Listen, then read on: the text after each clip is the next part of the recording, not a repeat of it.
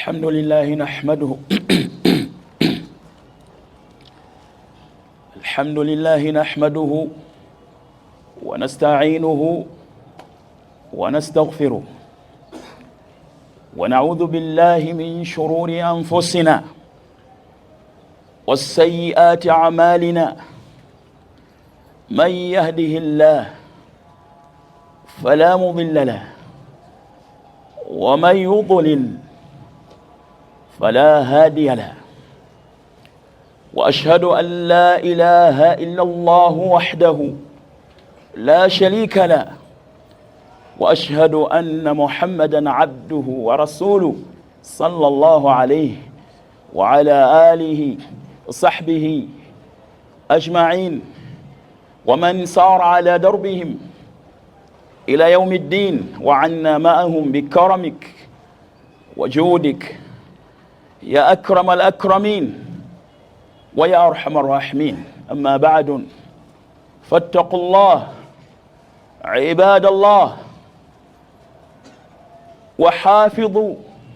وحافظوا على الإسلام في حال صحتكم وسلامتكم لتموتوا عليه، لأن الكريم قد أجرى عادته أن من عاش على شيء مات عليه، ومن مات على شيء بعث عليه. تندرس الله سبحانه وتعالى نanyini buyinza obwenkomeredde nkakasiza ddala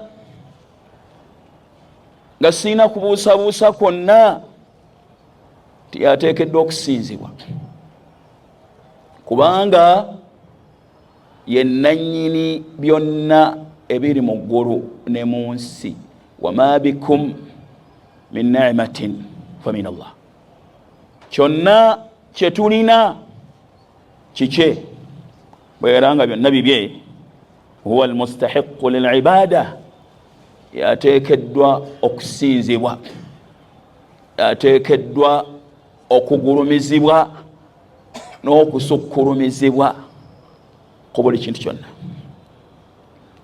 Era nkakasa kyomubaka Muhammad sallallahu alaihi wasallam mubaka ow'amazima atali mufere, nga abalabe obusiraamu bamutemerera nga baagala okunafuya ekitangaala kye yajja nakyo. Mwana wattu newankubadde nga bamutemerera n'okutemerera okufaanana bwe kutyo, ye Allah agamba nti arsalahu bilhuda wa diini alhaqi, yamutuma n'obulungamu eddiini ey'amazima, era ekitangaala kye yajja nakyo kijja kubuna ensi eno. Era buli yenna ayagala okukijjawo ng'akozesa ebigambo bye oba okuwandiika kwe, afaanana ng'omuntu afuuwa ekitangaala ky'enjuba kizikire. Bebitiibwa, fattaqullah ibadallah. Namira omwoyo gwange n'emyoyo gyammwe okutya Allah subhanahu wa ta'ala n'okwegendereza amateeka ge n'ebiragiro bye.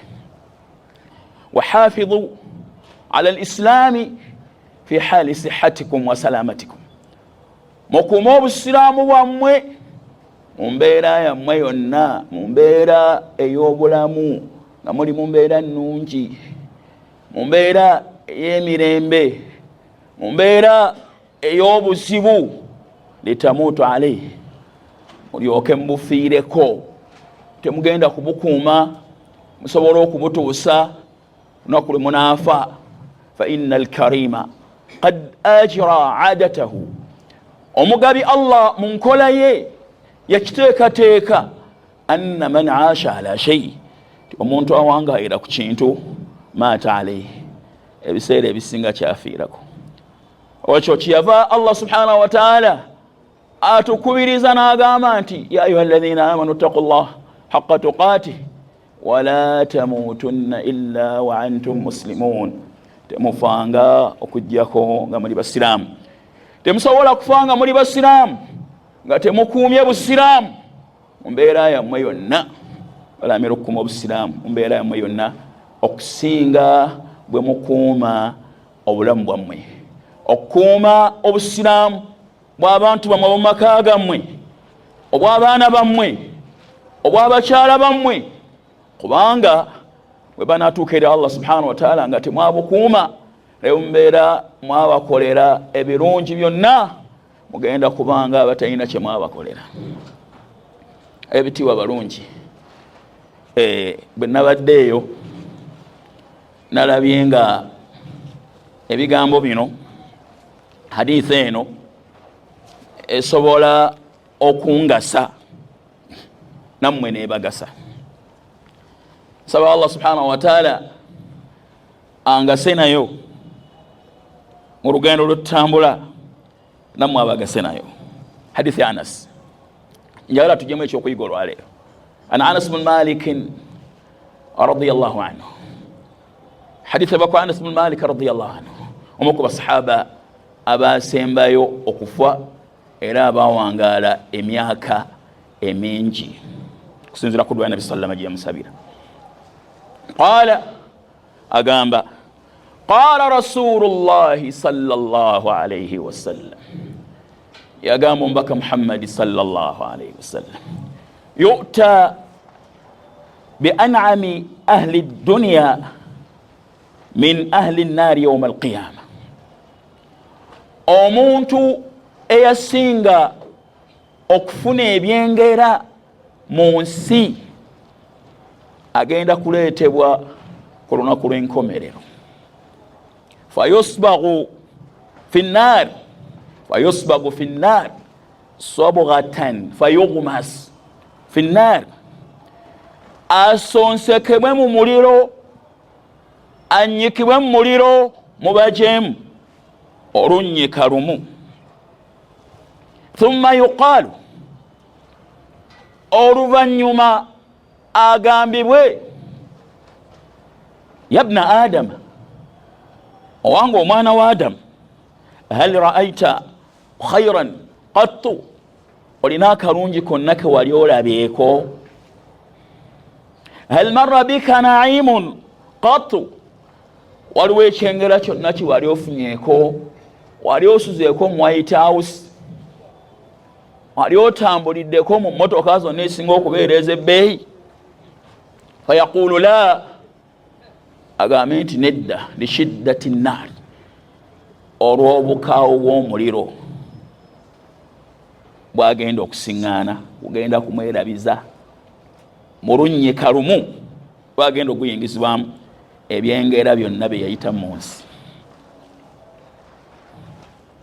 wayuta bi ashaddi nnaasi bu'san balete n'omusajja yasinga okuyita mu nsi ng'ayiseemu bubi yasinga okufuna ebizibu mu nsi fi dunya min ahli aljanna bantu b'omujjana fayusbaghu sabghatan fi aljanna n'asonsekebwa mu jjana n'ayingizibwamu oluyingizibwa lumu lutono nnyo fayuqaalu lahu n'agambibwa yabna adama owange omwana wa adamu hal ra'aita bu'san qattu olina obuzibu nabwe wali osanze ebbanga liwamala ng'oli mu nsi hal marra bika shiddatun qattu wali obaddeko mu mbeera yonna ey'obuzibu fayaqulu la aganaga nedda sirina buzibu nale nfunye sirwalako bulwadde bw'amaanyi so nga yalwala obulwadde obw'amaanyi sisulangako njala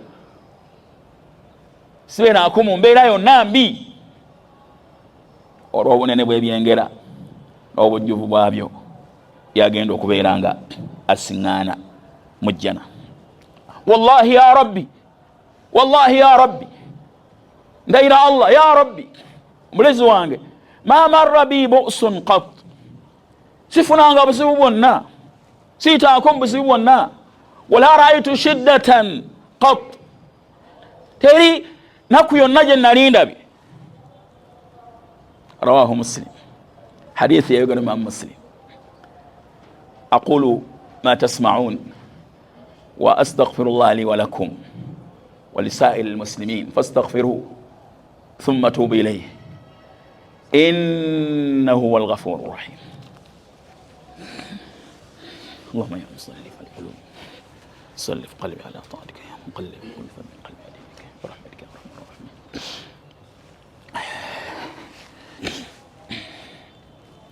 الحمد لله رب العالمين أحمده كثيرا كما ينعم علينا كثيرا. اللهم لك الحمد كما ينبغي لجلال وجهك وعظيم سلطانك.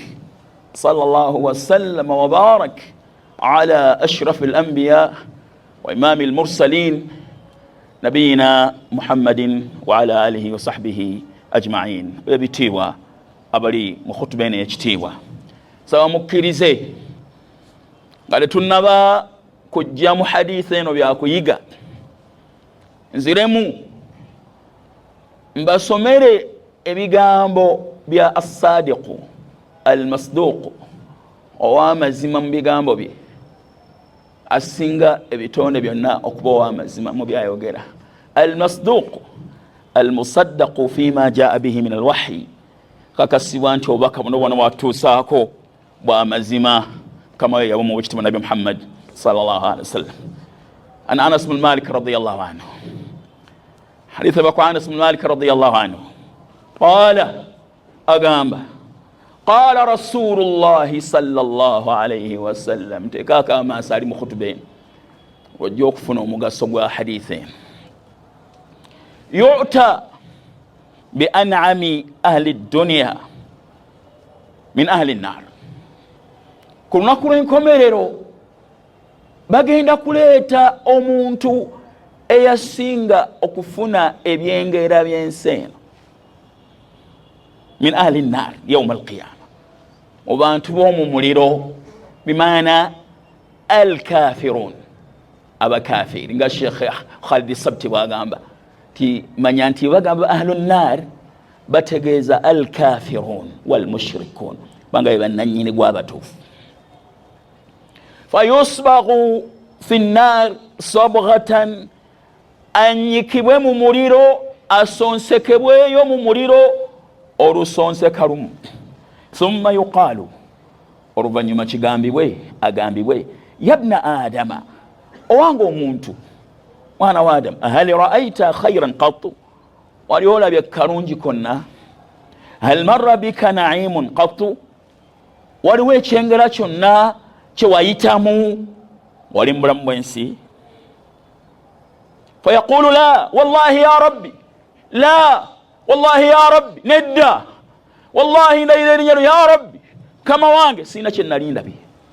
olw'obuyitirivu bw'okwokya kw'omuliro ebibonerezo ebigulimu bigenda kumwerabiza eddakiika ntono nnyo ebyengera byonna byayitamu ng'ali mulamu buno obwensi. wayuta biashaddi nnasi bu'san era baleete neyasinga okuyita mu nsi muno ng'ayiseemu bubi.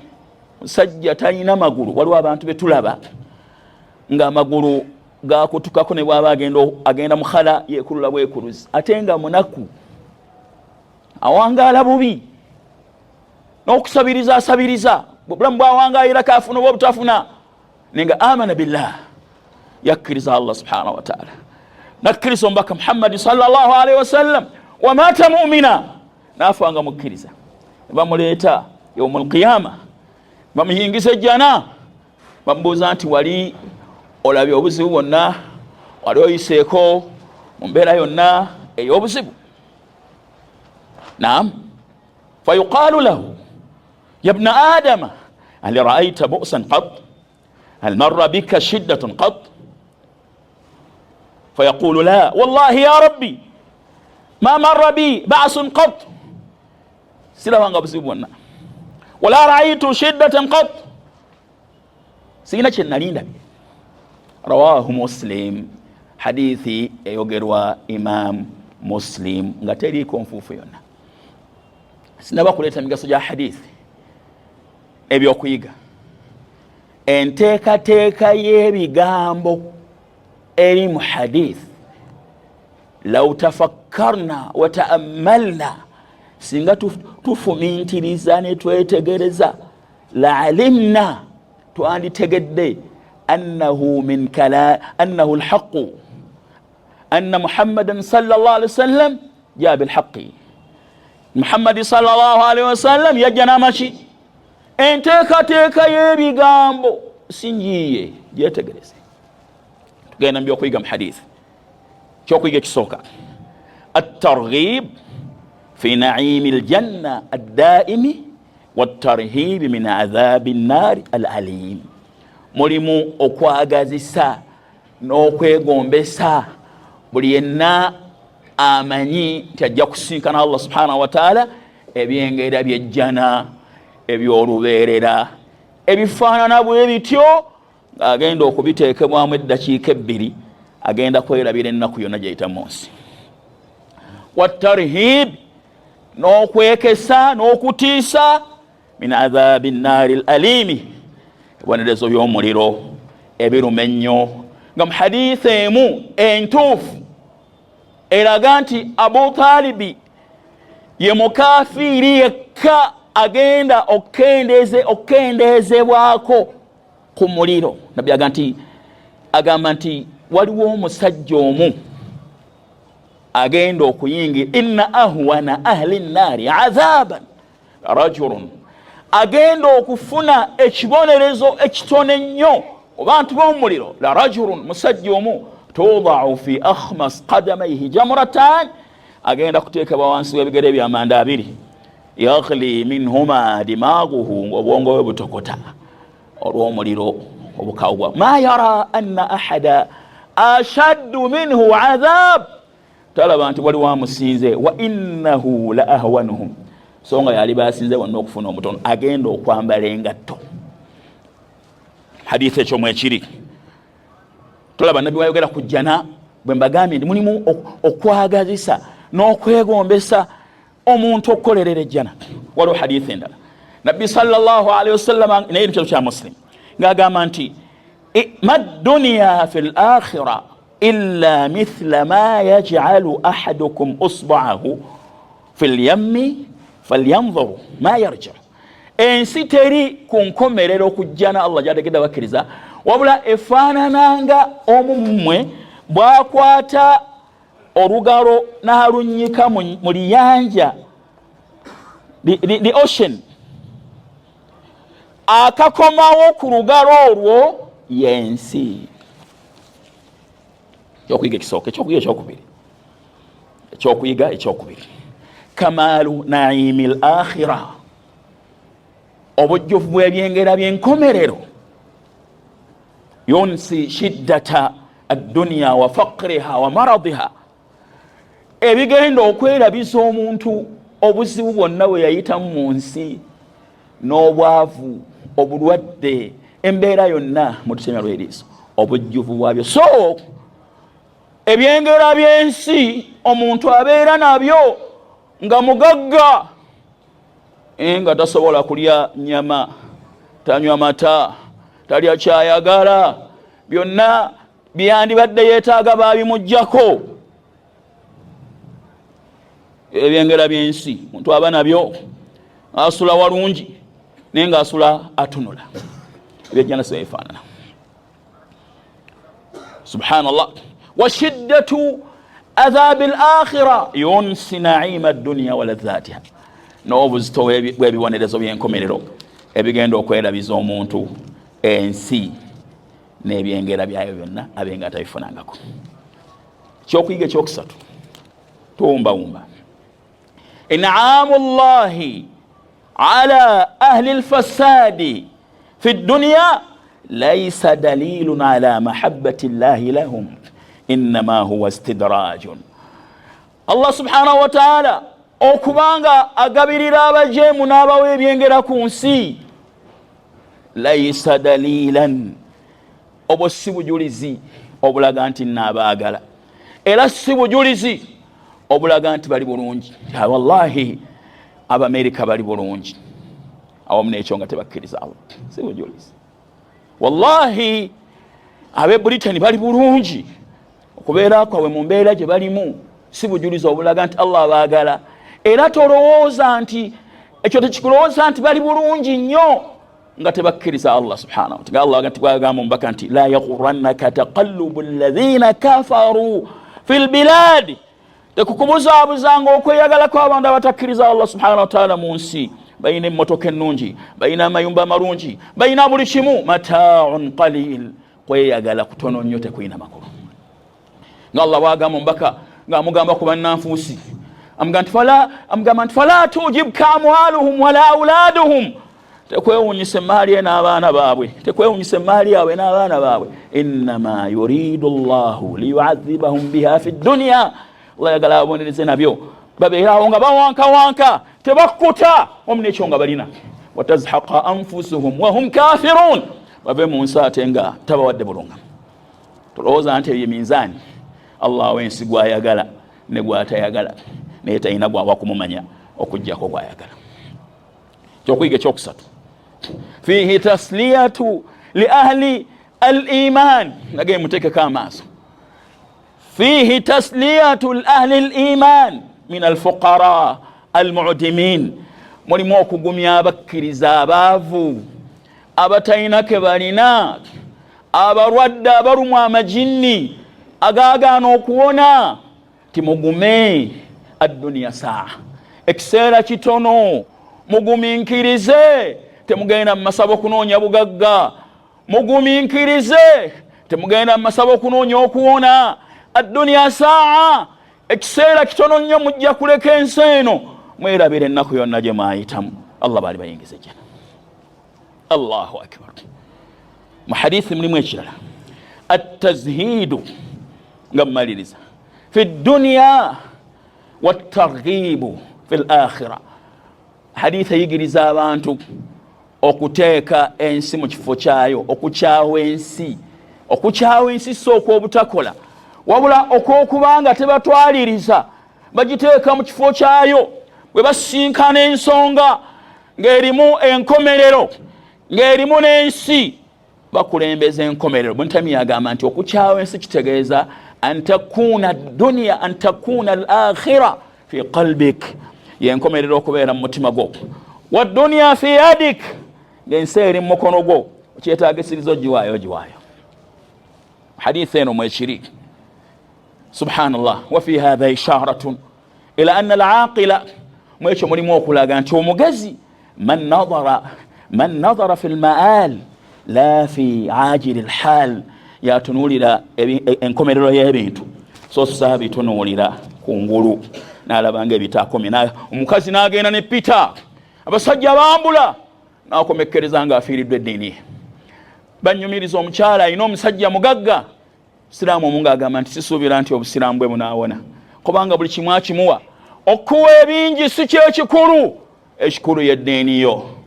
Ekikulu kwe kutuuka eri Allah subhanahu wa ta'ala ng'ogenda kufuna essanyu ery'olubeerera. N'olwekyo omuntu omugezi, al-aaqilu man nadara fi al-ma'ali la fi ajili al-hal, omugezi atunuulira ebigenda okuddirira so si essanyu lino ery'akaseera akatono lyalimu olwaleero. Ebitibwa nga mmaliriza, mu hadithi eno mulimu fiqhi, mulimu okutegeera kuno. Nsaba muntunuulire nga mbategeeza okutegeera kuno. Nawawi kwe yaleeta mu hadithi, Imaamu Nawawi rahimahullahu ta'ala agamba, Nawawi ajma al-ulama, abamanyi bonna beegatta kuno kwe kutegeera fiqhu al-hadith, okutegeera hadithi okw'omunda. Abamanyi bonna beegatta anna al-kafira, ti omuntu yenna afa nga si mukkiriza, nga mushriku, ng'awakanya obubaka bwe yajja n'omubaka Muhammad sallallahu alaihi wasallam, alladhi mata ala kufrihi, eyafiira ku bukafiri bwe, la thawaba lahu fi al-akhirah, talina mpeera ku nkomerero. Kyo mu hadithi mwekiri kirabika. Wala yujaza fiha bi shay'in min amalihi, talina mulimu gwagenda kusosola ku nkomerero. Min amalihi fi dunya mutaqarriban bihi ila Allah, kubanga hadithi bega nti mu bantu b'omu muliro egenda kuleetebwayo omwasonsekebwe kitegeeza nti bannannyini bonereza ebyo abatandikirwako abantu abafa nga tebakkiriza Allah subhanahu wa ta'ala.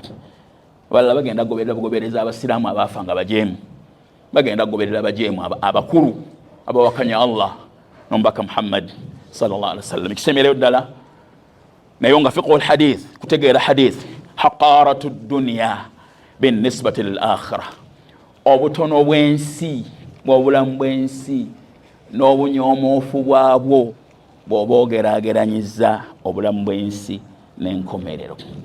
Olaba Allah subhanahu wa ta'ala nti wama hadhihi alhayatu dunya, tebuli obulamu buno obw'ensi illa lahun wa la'ibun, masanyu agataliimu, muzannyu, wa inna ad-dara al-akhirah, naye ennyumba ey'enkomerero Allah gy'ateekedde abakkiriza lahiya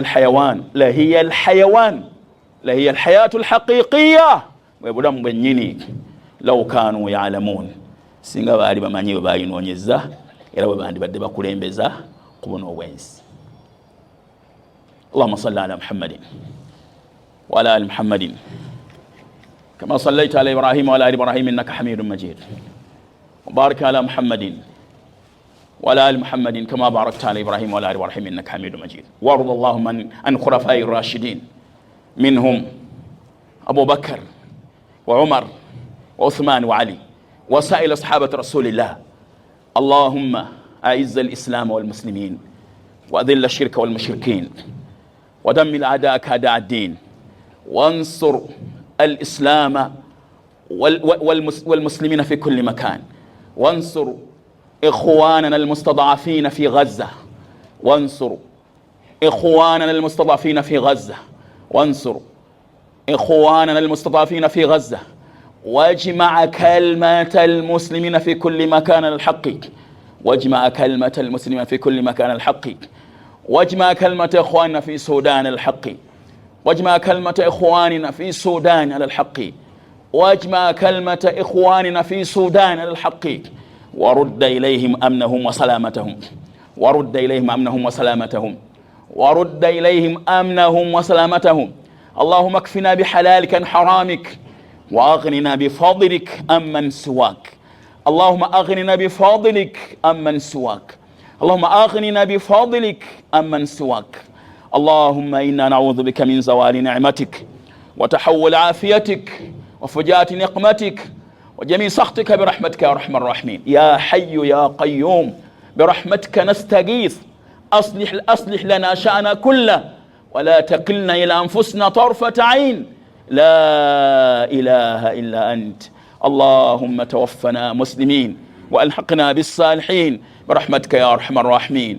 اللهم إنا نسألك من كل خير ما سألك منه عبدك ورسولك محمد صلى الله عليه وسلم، ونعوذ بك من كل شر ما استعاذك منه عبدك ورسولك محمد صلى الله عليه وسلم، وأنت المستعان ولا حول ولا قوة إلا بالله. ربنا آتنا في الدنيا حسنة في الآخرة حسنة وقنا عذاب النار. وصل اللهم على نبينا محمد وعلى آله وأصحابه أجمعين.